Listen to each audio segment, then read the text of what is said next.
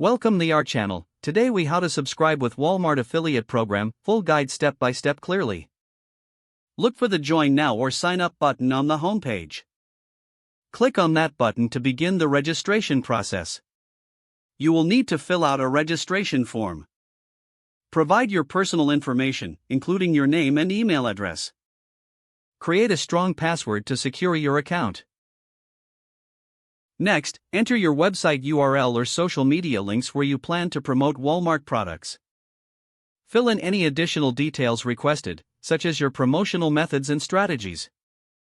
Make sure to read the terms and conditions carefully before proceeding. Once you've completed the form, submit your registration.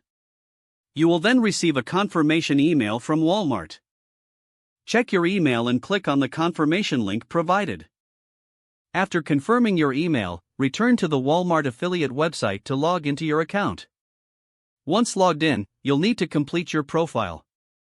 Provide any necessary payment information for commissions. You may also need to agree to specific program policies at this stage. After completing your profile, explore the available tools and resources.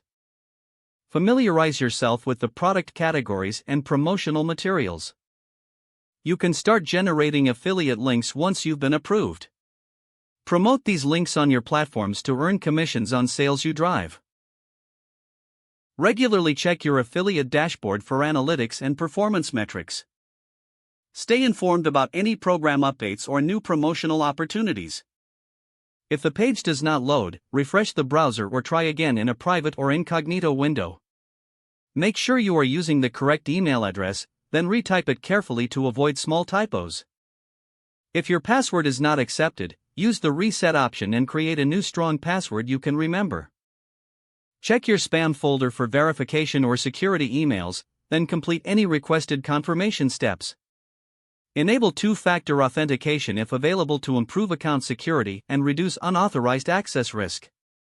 After signing in, review your profile details so your contact information and settings are accurate and current.